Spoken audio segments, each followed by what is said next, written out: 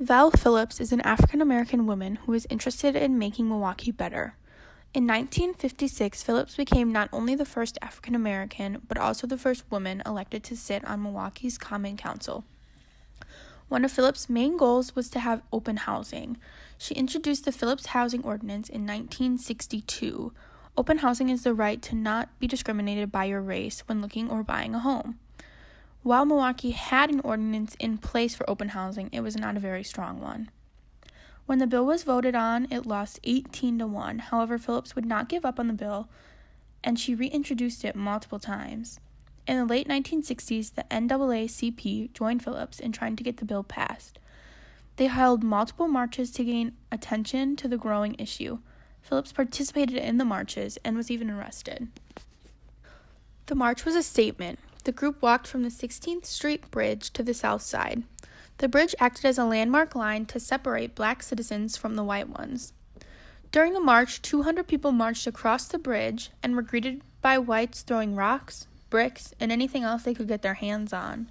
This, however, didn't stop Phillips or the NAACP, and they walked again the same night, only to be met with even more counter-protesters.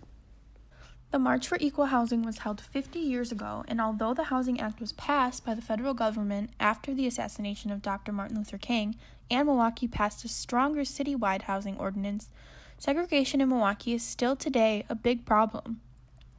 In fact, Milwaukee is one of the most segregated cities in the United States. I've been to Milwaukee multiple times, and even lived on campus for a while, and you can clearly see the issue.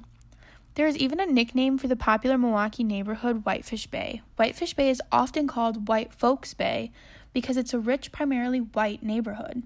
Although today African Americans might not get turned down to live in a neighborhood like Whitefish Bay, a lot of them still live in the areas they lived in back then. The city's segregation today has a lot to do with the segregation back then. In and before the 1960s, African Americans were denied the right to live in certain areas and homes simply because of their skin color. And because of that, they have stuck to the areas where their families and friends are. 1968 is not that long ago, and as you can tell just by driving around Milwaukee, not much has changed from then. Although Vel Philips fought for years to be able to live anywhere and not be segregated, 50 years later, it still is.